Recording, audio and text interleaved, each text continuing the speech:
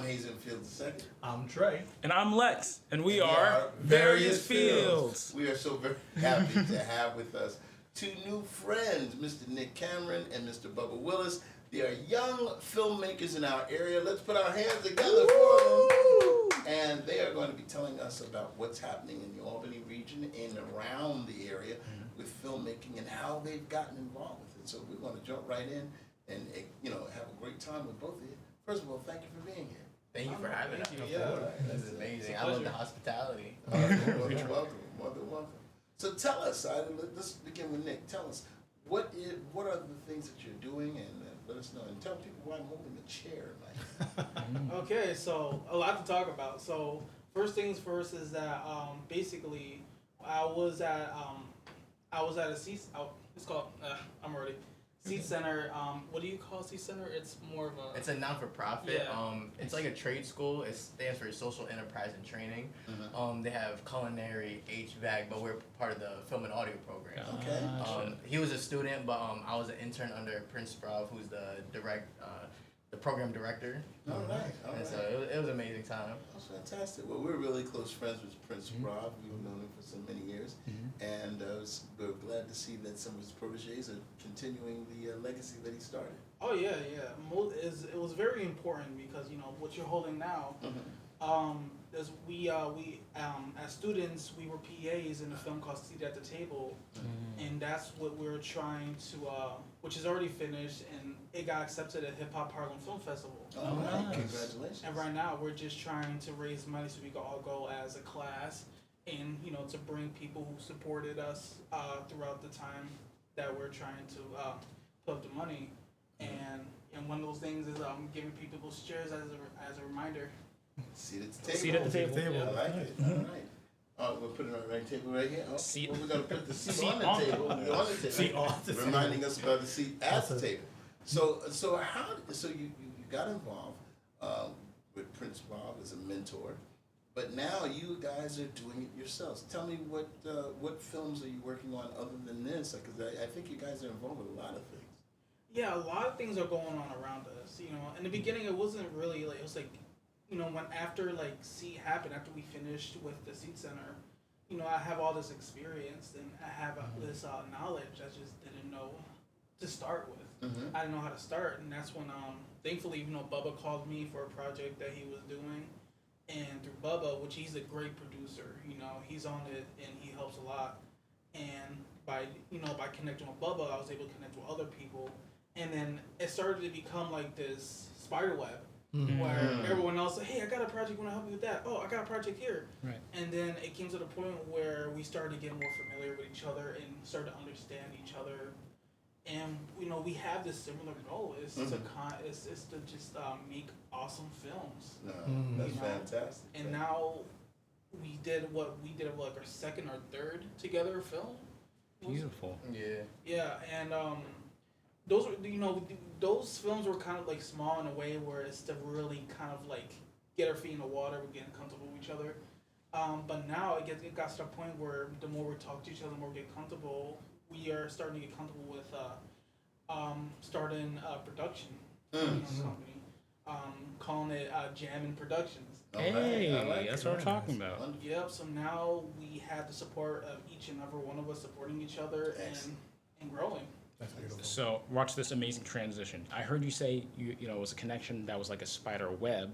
We were just talking about some superheroes, and Spider-Man has an origin story. So put it all together. What are your guys' origin story? How did you guys meet? What was the story behind? That was a long walk. It was not smooth at all. But what was either the step into film production? Was it always an interest? Was it all right? You two met oh my gosh, we have this amazing idea. What's for either one of you?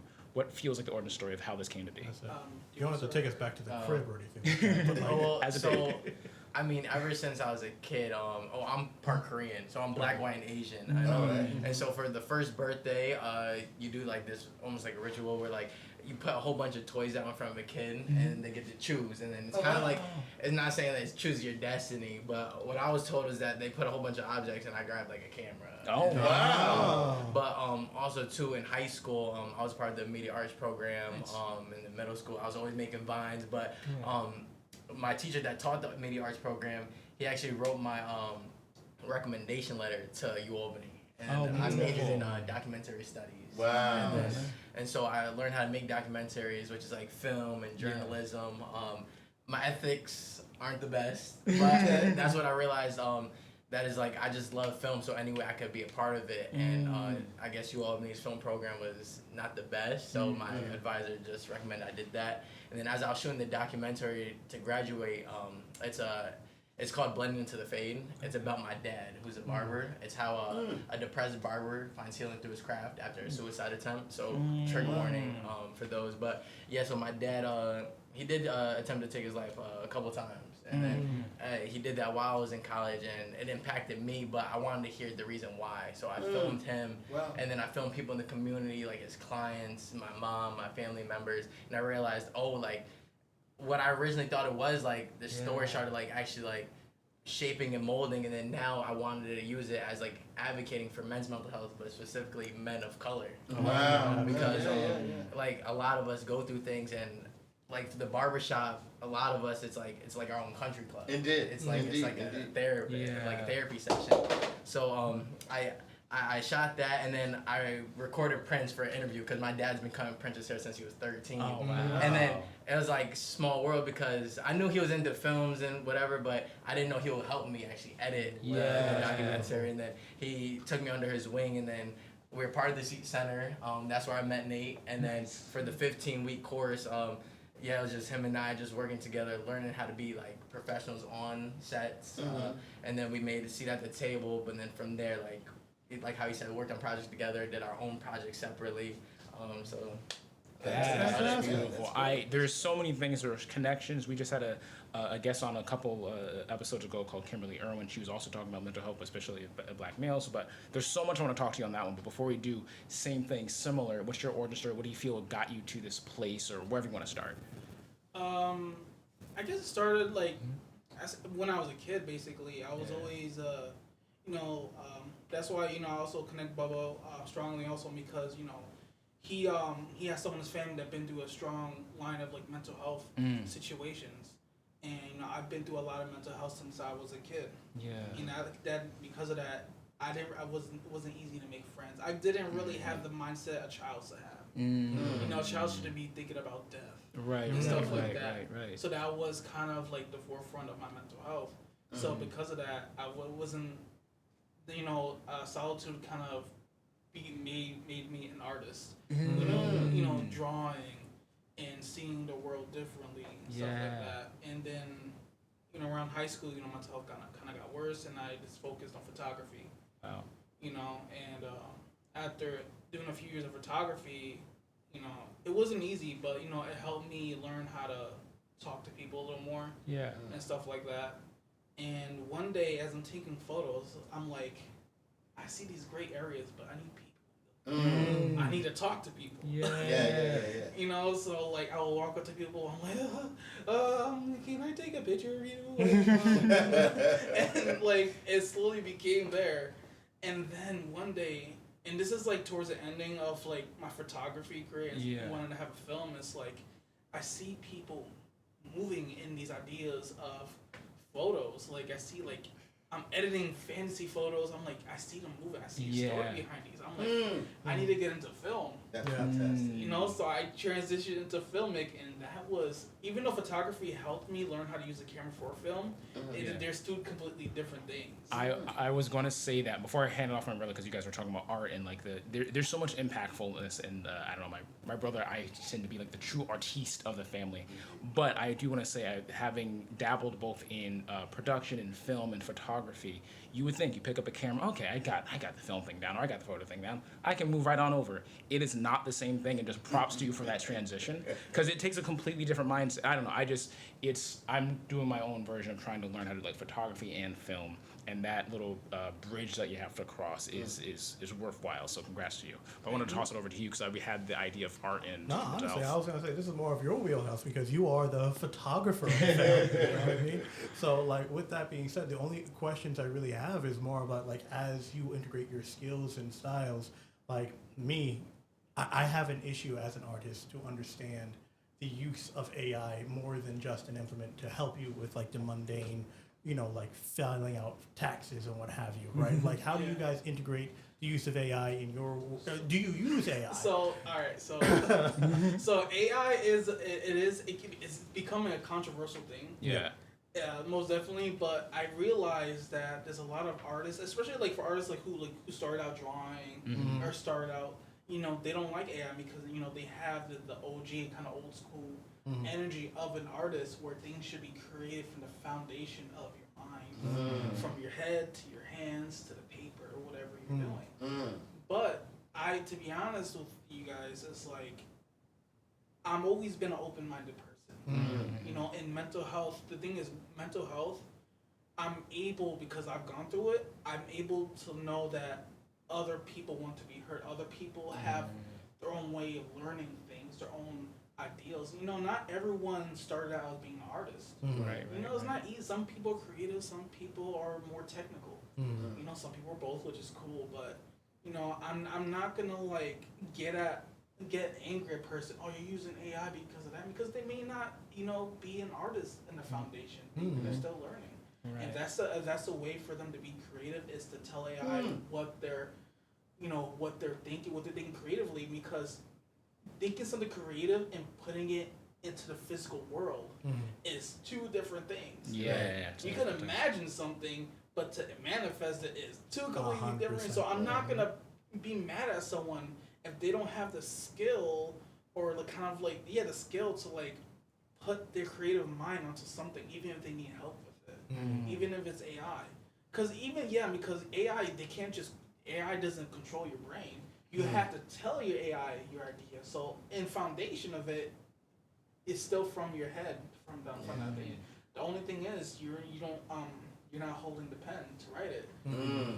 So to be honest, I'm very it's complicated, because you could things could be simple. If you look at a painting from far away, it looks simply, all right, there's someone standing on a ship. But the closer you get, it's more complex. The more you see how the brush strokes and the different colors that mix. So mine it might be complex and complicated, which I do not understand. So I will never be judgmental on someone who might be using AI to create something. That's true. That's interesting. Wow. And what about for yourself? I don't want to get canceled. But so, all right, like in the creative process, I wouldn't use AI as much, even though ChatGPT is like my best friend. But it's just so like on the business aspect, it saves me time. And like how Nate was saying, you still have to use some type of thinking power. You have to tell it what to do, what you want. But we have someone in our production company that like all the time, like she's like, nah, like you don't think for yourself, like this and that. And I don't want to get political. I'm not even gonna say where she stands. But it's like, I'm a producer, and the main thing for me is to get this project done. So if it's something that can help me in the process and get done faster, and like I feel like quality is subjective, but what's objective and what you can see is numbers. Like how much content are we pumping out and producing? You know what I mean? So I'm like, yo, we gotta get this done, but no one could make up or like create like people's like authentic characters. You know what I mean? Like the actual storyline. So like like in the creative process, like I'm not gonna use AI to write a script necessarily and shoot it, but like to send emails out, I would use that. Certain art pieces, but even that is like, to me, I'm like, I don't know what AI is doing, but all of it's kind of looking a little tacky now. I kind of want to go back to like the hand drawn, art.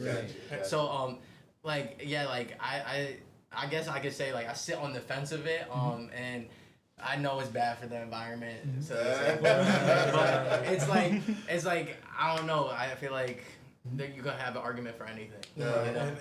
That's the whole thing. Like right now, I believe everyone's on the fence, because it's like I don't think anyone wants to outright reject a new technology, right? But like you always hear the controversial ends on what it does with the environment, as well as like you said about like quality being like up in the air, like it really is subjective, right? Well, the thing that got me when I recognized we were in the future is when you see some of these commercials out there and they have all these screaming heads that you clearly know are AI generated, right? And like I think there is one car commercial that had like a whole basketball court filled with these AI crowds just jumping as their mascot was like doing the promotion, right? Like mind you, for the sake of like, you know, productivity and, you know, doing the work, like it's necessary. I can understand that. But sometimes because AI basically pulls from other artists and things that are already out there, it uses a lot of art that already exists as a template for everything else that it generates. Like even nowadays, like if you go to any other bodega or any other corner store,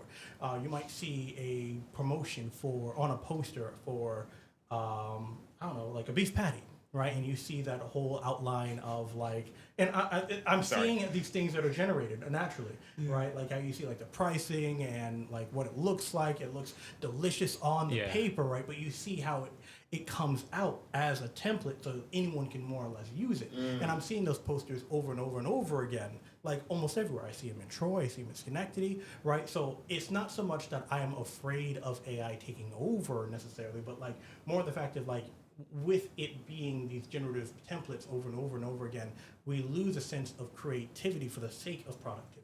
You know, because people are like, even nowadays, I'm sure you've been on Facebook nowadays, and you see all these talking heads that look like they're Pixar animated. You know what I mean? So that's where I'm always on the fence for. And like, mind you, there are people out there that will make their own films however they want to, right? But it all comes down to what is authentically yours, or what voice do you want to. How does it represent your voice? Can I jump in real quick? And then I want to throw this back at everybody, and then we'll throw it back at Dab. But something that's interesting about this conversation is not just AI to me, but it's a newer technology. And I remember also when because I was in film for a little bit, all the different stuff where. You guys can correct me if I'm wrong, but I feel like TikTok really blew up during the pandemic. Like that's when it really. And I remember people be like, 7-second videos. That's never gonna. What are you talking about? And then they're also filming on the phone. There's not. It's not. I'm doing right. It's not horizontal. They're doing vertical. What's going on? It's never. And now it's like one of the most profitable. It's sort of like Vine. Right. Sort of Vine too. Musically and then TikTok. Yeah. So as young gentlemen in the field, but no, as just jumping in, is there ever been like one, maybe either breaking barriers, taking new risks, or just what's your relationship with either the films or the things you produce with new technology, whether it be AI, whether it be social media, whether it be phone, whatever the case is, what's your relationship with new technology and film creation?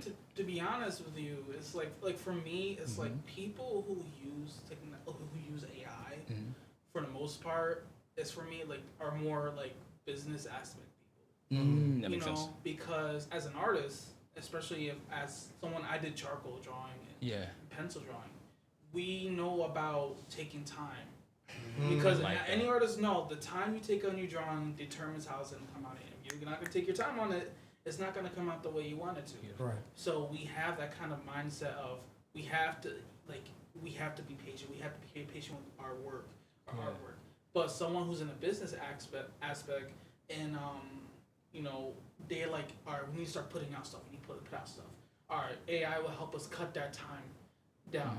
Yeah. So I think that it's not that I have a problem with AI being a part of the whole art community aspect of it, but I think it has its own place in it. And because the thing is like you want to be an artist, but yet correct me if I'm wrong, but like the term starving artist is because a lot of artists work part-time, not full-time, so they can focus on their work. Beautiful. When you're an artist that wants to get paid for your work, you have to look at the business aspect of it. You have to take the advice on, you have to like adapt to, you need to put out paintings, you have to put out work. Social media, you have to adapt whether you like it or not if you want to get out there. So AI has its uses. But I think as human beings, we just need to not overdo it. I like that.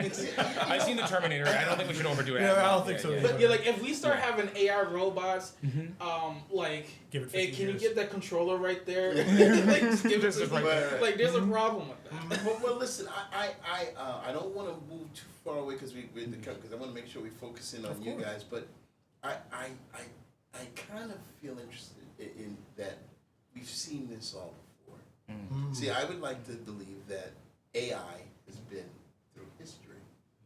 And what I say is that because there was a time where I'm sure there were scribes that said, look, man, we all got to copy the Bible by hand or something like that. 100 of us, we want to make 100 Bibles, so we have to write by hand because doing it by hand, there's a natural aura that actually happens when you write. And someone says, we got a printing press. Printing press, that's going to be horrible. And then move a little further.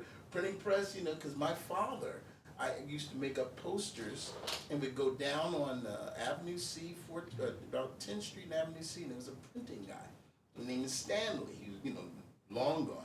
But, I went and I would see the actual things, the metal pieces that they would put in for all the fonts and the letters.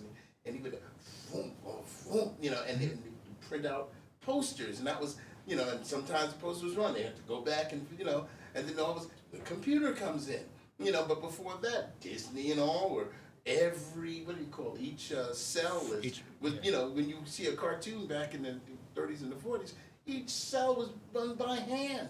Everything. Then someone's computer, so I'm not excusing anything that's happening because indeed, we have some good friends. We have a friend named Woodsy Winnie, and she's an environmentalist and she's wonderful.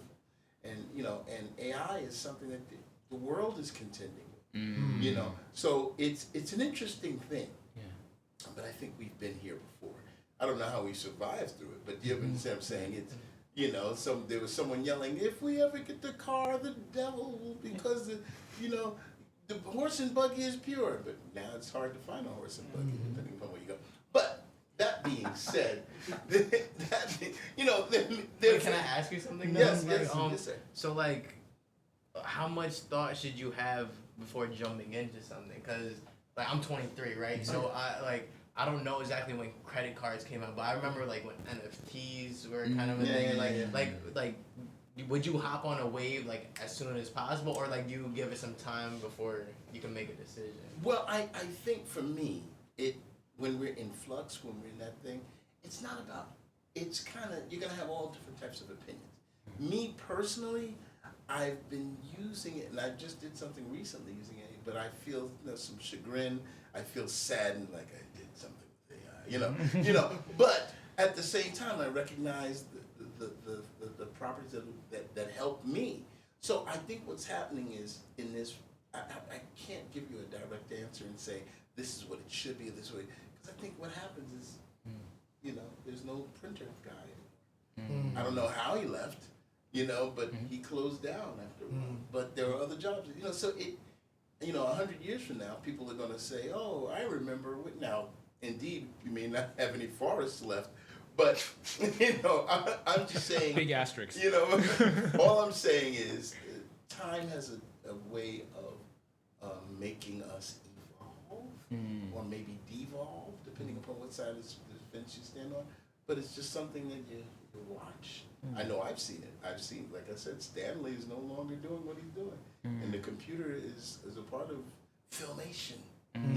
Those different companies. You can't find a guy drawing really. So everybody's, let me see you draw a picture. You know what I'm saying? And I'm not saying there's anything wrong because the technical, because that too, what are some of these films that people put on the things? Oh, mocap. The mocap. Okay. Godzilla's gone. Look at me, I'm the dinosaur, or whatever, or Avatar, or whatever. And it is, and I don't know how it happens, but it does. But that being said, I want to go focus on us because some of our friends here say, "Oh, they're talking about AI. I love it. I hate it." Sorry, that was on me. You can. No, but it's a conversation that we're having in real time. We need to have these conversations. Yeah. That's the one thing is like we need to have these conversations. Just because we disagree doesn't mean we can't be friends. Doesn't mean that nobody's a bad person for it. You know what I mean? So I think we all need to have these conversations, stop judging each other, just realize that everyone has their own opinion. Yeah, and there's a way. There may very well be a way. Someone really smart out there that says, "I figured out a way to not take away, making the data centers not so, hurt the environment." And someone's out there working, and then without having first a problem, any solution is had because there was then a problem, right? And unfortunately, avarice and greed will make some people say, no, we're going to keep it the way it is because the money is here. But eventually, somehow or another, it balances to some degree. I don't know. Maybe I'm an optimist. No. I really appreciate you guys being open to that conversation and jumping straight in, because I think it's one of those things that we try to do at the podcast. We want to make sure it feels like an open table. We want to make sure it feels like something that we can all join in on. And especially for our viewers as well, I want them to feel like they can have a seat at the table with various fields. And if you want to have a seat at the table with various fields, please like, share, subscribe, and hit all the buttons. And I want to transition back to, But also remember to watch us on our website at www.variousfields.com. And when you go on variousfields.com, you can actually leave a verbal audio message and send us emails and tell us what you feel that should be done or seen or talked about.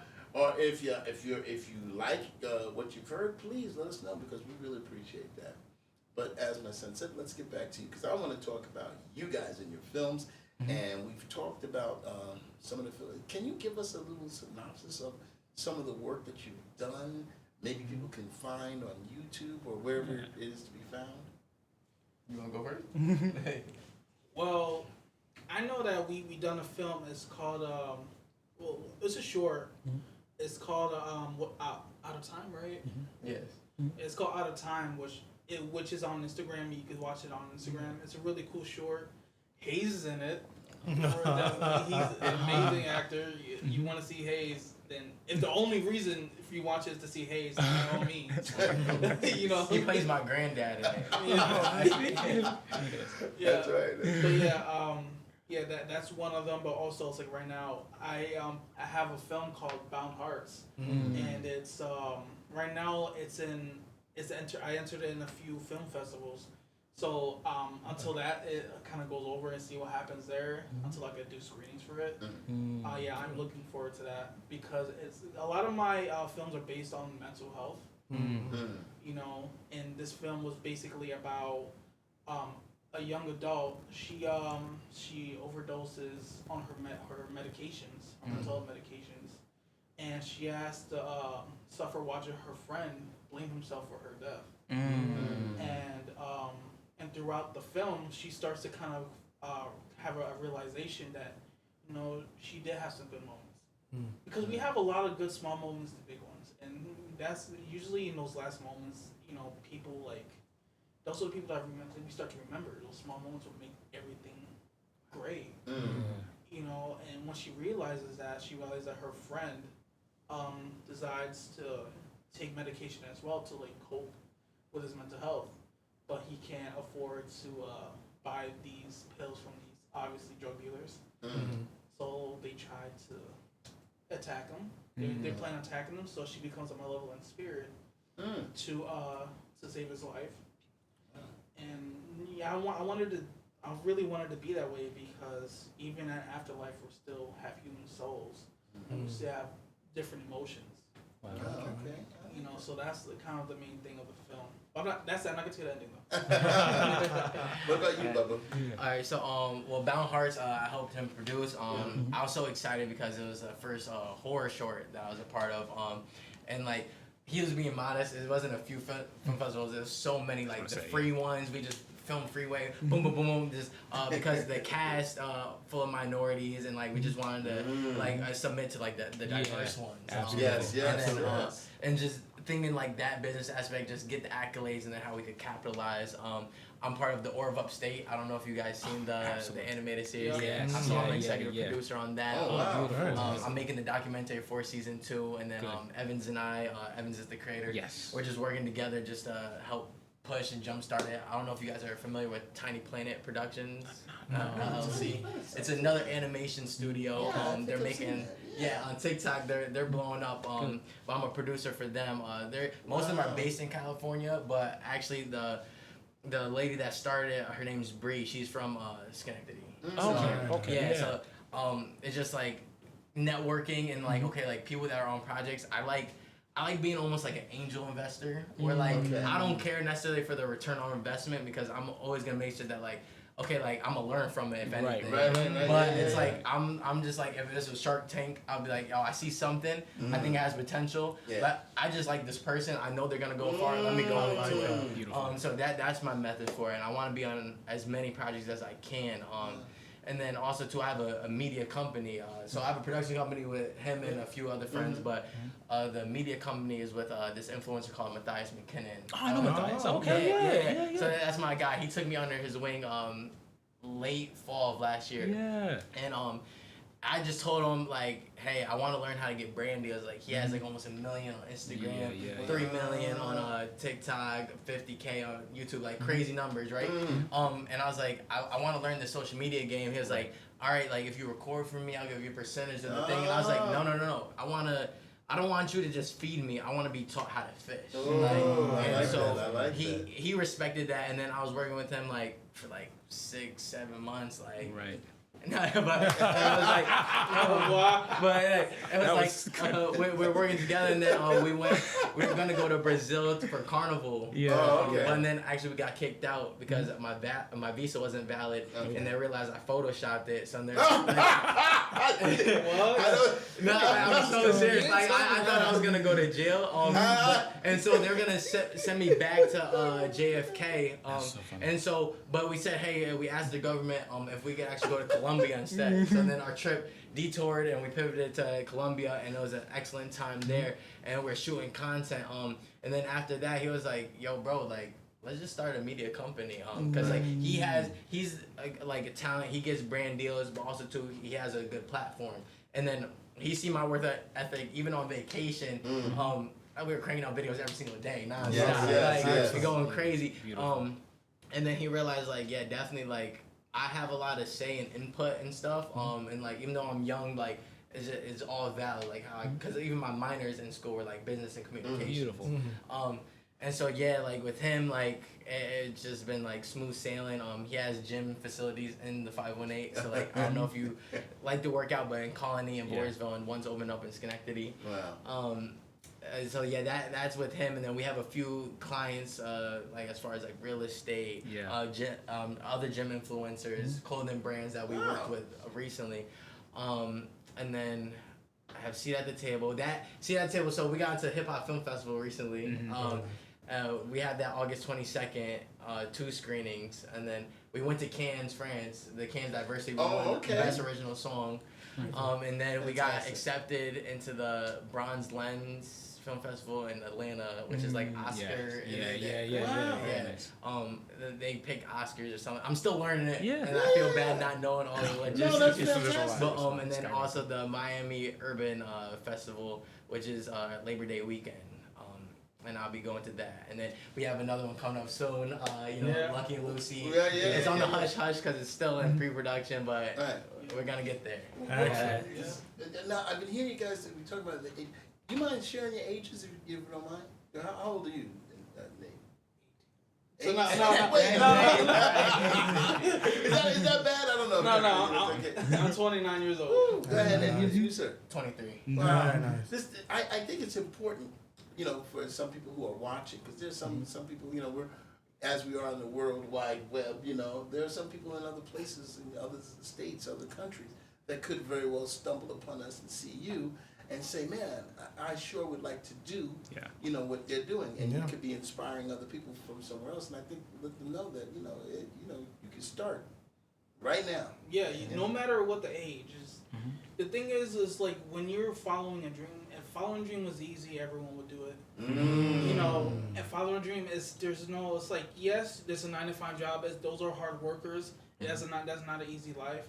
But that doesn't mean that's not a life that you can't celebrate. That's to celebrate your own life, that you're getting paid and you're living your life.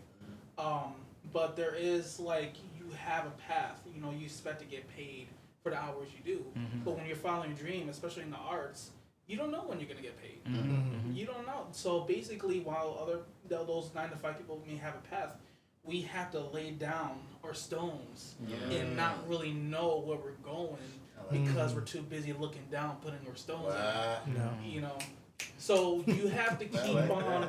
You have to keep on going where others have stopped. And don't focus on the money because you know, especially in the arts, you're selling your art, yourself, and people you're showing people who you are by your artwork, Right. and there's no money in that. You know, the money will come when it comes. That's right. Yeah. So just focus on your art.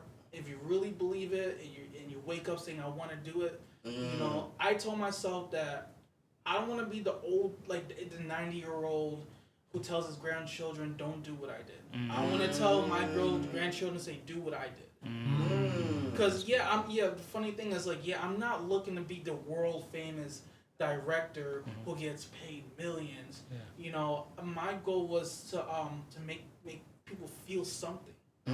Because I know we have moments in our life where we try to put on a happy face even though we don't feel it, and we try so hard to bring that emotion out. I think that's what the films help. We watch a comedy and it actually brings out that emotion that's hard to bring out for ourselves.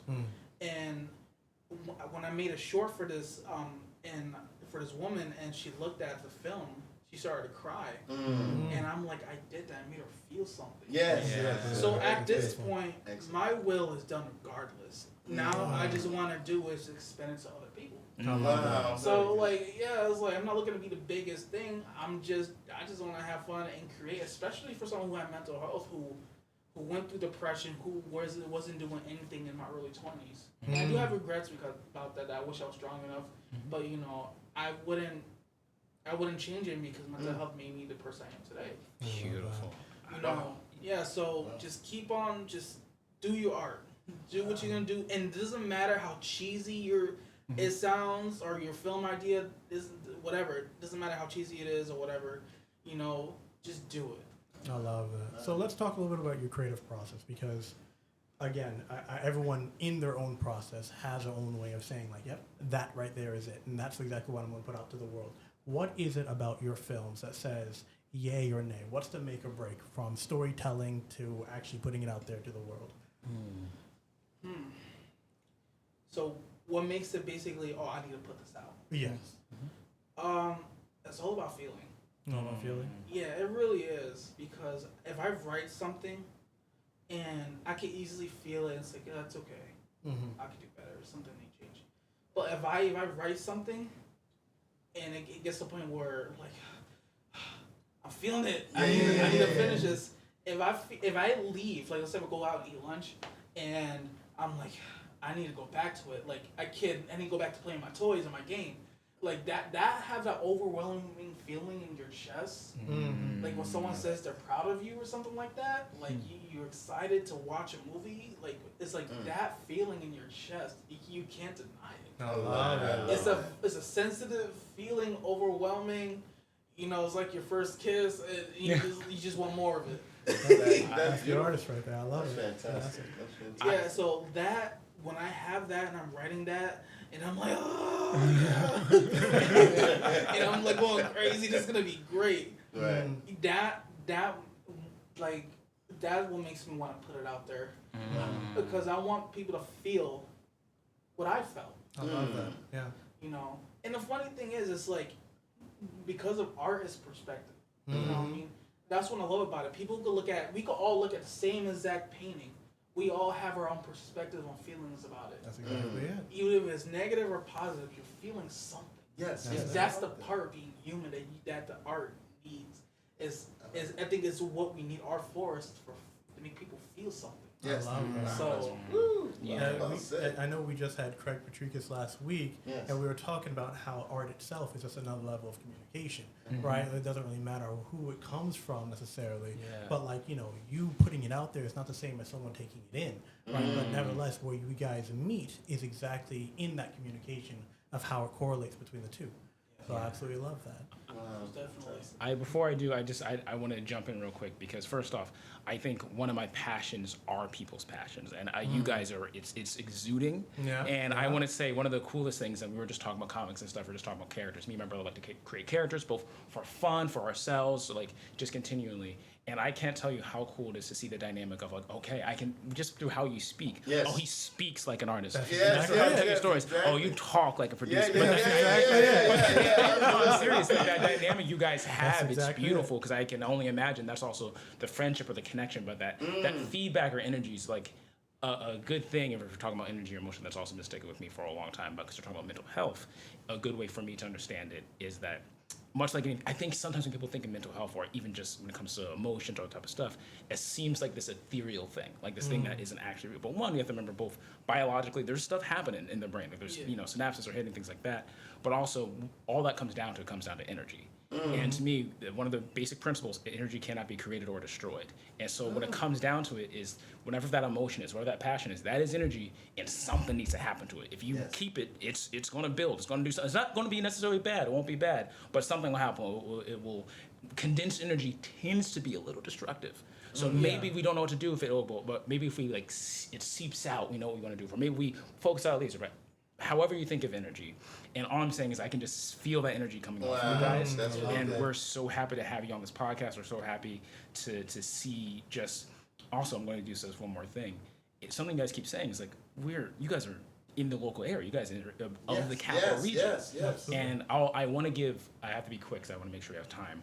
I want to give a quick story of how I personally got into the film industry when I was in it. But one of the things about it, maybe growing up in the area that I used to be called Small Albany, things like that, you hear things of Atlanta, you hear things of New York City, you hear things of LA. I don't know how I almost forgot about that one. You hear about LA. But a lot of people are like, all right, what do I do in the capital region area? And one of my, skipping through some things, I ended up through a little bit of, I would like to say, a lot of luck and a little bit of throwing it out there to be on a professional film that was close to my heart, happened to be a Marvel film, because I'm a nerd, so I was like, oh my gosh, that's amazing. And then one of the first things I figured out was, I'm a PA, I'm on this set, and then you go, wait a minute, this is accessible. I can do this. So I want to see, just from you guys being in the film and being in the industry, and also this traveling, all type of stuff, how can you tell people maybe it feels more accessible to them to be a part of filmmaking, to be in this industry? Because a lot of people who aren't in it, I'm not sure how long, but it's legitimately a lot of lights and glam. So when people aren't a part of it, they don't know what it is, they think, oh, I can't be possibly a part of it. You're on film, you're traveling, you're doing all this, it's impossible. What do you say to those people to be like, hey, I made it, I got here, you can do it too? Actually, Prince Bob was kind of talking about that in a way where it's like we see we see people's like successes. That's the only thing we can see is their success. Unless they make a documentary, people are now looking at where they started. Right. You know, a lot of Quentin Tarantino didn't start with the glamorous lights and all that stuff. He started out what we were, and the reason why he went to where he came to where he is by walking those steps that we are putting down right now. You know, so don't think about if you just looking at the success. The thing is, there's nothing wrong to dream, but if you stay stuck in a dream, you need to focus. You need to be in reality to start changing, to manifest those dreams, to make it reality. So yes, you dream big, but just know you have to live in reality and make sure you do, and be in the moment of your life and just do it. That's the thing. People say, "Where do I start?" Just start. That's right. I like that. Tough act to follow, but I still want to give you. How do you feel about it? What's the same message, same story? What would you say to the viewers? It is like how Nate said, just start. Don't overthink it, because like you could theorize everything, but if you don't execute, nothing gets done. Like Prince, my father, even Matthias, that's the biggest thing that they teach me, and I look up to them. They're mentors, you know what I mean? But what motivates me, and like I don't know if it's gonna be good for the audience, but like I crave competition. Like I'm never gonna let someone outwork me. I like that. So it's like seeing Prince, like he was able to sell out Proctor's, the 2,000 seat theater, like more than twice. Like I'm like, I'm gonna do that. Like, and I'm gonna have to do it at a younger age. But what they also try to teach me too is like, okay, like it's okay for other people not to outwork you, but you're not in competition with everybody else. You're just in competition with yourself. Beautiful. So it's like focus on that, and then that's what's gonna make you great. And they pour into me. They want me to like basically like surpass them eventually. But it's like I gotta realize I'm a little too eager. My dad taught me, because he's a barber, how to network. Of course, you probably on set. It's just be nice, be a good person. Yes. If you're gonna make a project, it's probably gonna be low budget, but at least make sure that everyone on set is having a good time. Like there's laughs. Like if you can't afford like a whole bunch of meals, just give them snacks or something. You know what I mean? Like, just be a good host, a good person. That's gonna take you so far.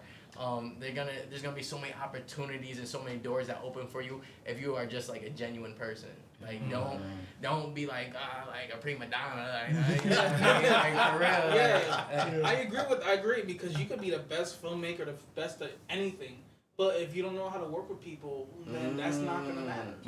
Because you need help. You know, this is an industry where it's a team effort. You know, like I see all you guys before, like everyone was setting up, everyone's pushing all these chairs and everything. It's a team effort, and you have to be a team player. Absolutely.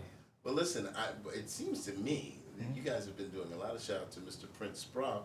I think we're gonna have to use our connections to see if we can get him on various fields. What do you think? He'll be a what is it? A Barry's fan of that. Well, we know Prince very well. We'll reach out to him in the future. But one of the things that you brought to mind is a quote that I heard, and I've been using it, and Nels heard me say it before. It says, if the mountain was smooth, we couldn't climb it. You know? So if you think of a mountain being like made of a glass thing, that would be very difficult to climb. So it's those rocky mountains, those very things that propel us to higher, those things that are hard to grab but must be grabbed to pull yourself up. It's the nature of climbing to the top. So I appreciate you guys allowing us to see the climb. You know, and as well as we're trying to climb ourselves, you know, and if possible, that's how you do. You pull each other up, and just by, and you all can pull these young men up by making sure that when you come to various fields and you see the links that we're going to connect, for the different programs that they have, shows, or you can support them however you can, and we often talk about in our communities. What are young people doing? And they say, they're not doing. And we're bringing to the forefront right here people that are doing the right thing. So now it's up to you, America, to say, well, now that you see what the right thing is, what's the next thing for me to do? And I say to you, support that which is good. So we want to make sure that we do that. And you guys are fantastic. How much time we got about 8 minutes left. Then we do close so up. we are. We are just thrilled to have you here, and we talked about filmmaking. We talked about all kinds of things, but very soon we're going to have to hit you with the hard-hitting question. We didn't prepare you for this one. I don't know how they're going to answer this. It's been very nice, and we've been having a wonderful time. You made me flinch. You like, The pause on it was kind of crazy. This is the gotcha, and it will be presented in the beginning by. We'll see how it goes. Yeah. Lexington, take it away. As my dad said, this is going to be a hard-hitting question, but I don't want you guys to be too nervous, but there's no wrong answer. But if you happen to answer wrong, we'll cut everything. Wow. Do you, too, like waffles? okay. I like waffles. I love waffles, but always. That's what I'm talking about. That's all I need to hear. I'm going to cut you off right there. I always wanted it with chicken. I never had chicken and waffles before. You had chicken and waffles? What? Oh, you went to Atlanta. You said, right? You were going to Planet. Waffles at chicken and waffles at Atlanta is absolutely fantastic. But I'm going to tell you guys right now, all I need to hear is that you guys like waffles, because that's all I need to hear is that you are good people. It's a scientific fact. If you don't like waffles, you're not a good person. Don't Google it. But it's fine if you don't happen to like waffles. You can like pancakes or French toast. I'll just look over my shoulder a little bit.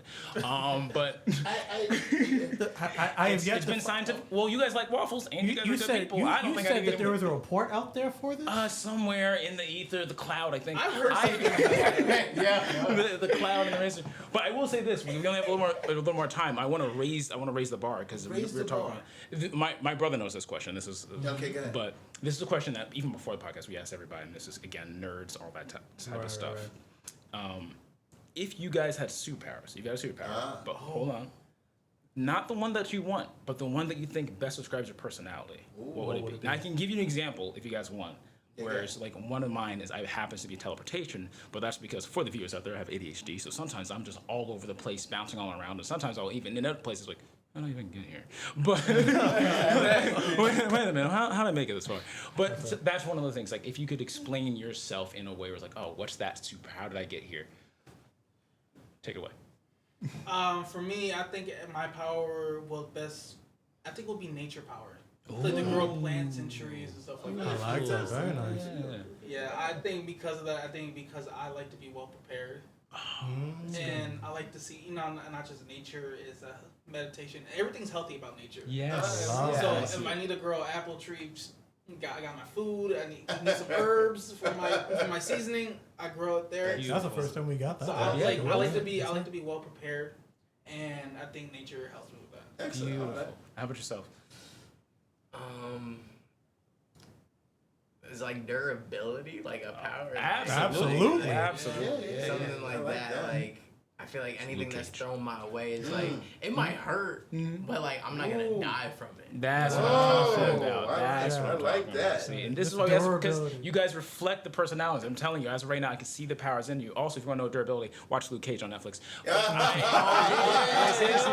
Well, let me just say, we've been doing this for almost 2 years, and I'm a father. I support my sons all the way. I love them to the moon and back. But I'm still working on this waffle science. But here's the thing. Every time, everyone chooses waffles, and it's just, I'm still baffled by it. Are you a pancake Professor? person? No, See, he's good. I don't Like a know. study from Professor Lego, right? I don't know which batter is better. I think they're That's the really same. But I'm finding out more and more that he may be right, and I'm a little bothered by that. And I don't know why. I'm not against him. It just doesn't make sense. I've heard something. I heard that, but it was around like the mid 2000s. I heard about that. Oh, wow. Like, I'll be forthcoming right now. This is such a bit, but if it Old study. validated, that would be hilarious. Hey, I heard something. Like, don't give up life. So next we're gonna have Neil deGrasse Tyson on here. He's gonna validate the.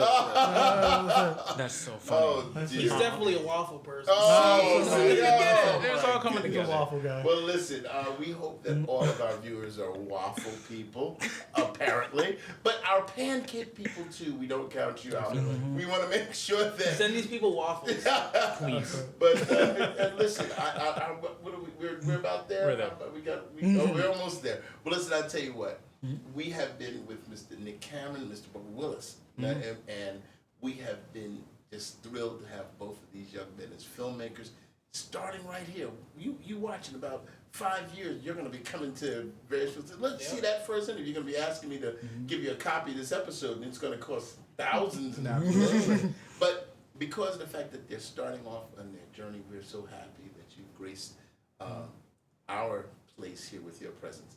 And we're looking forward to all the things that you got in the future. So I'm going to give you the last word, and we're going to say our goodbyes.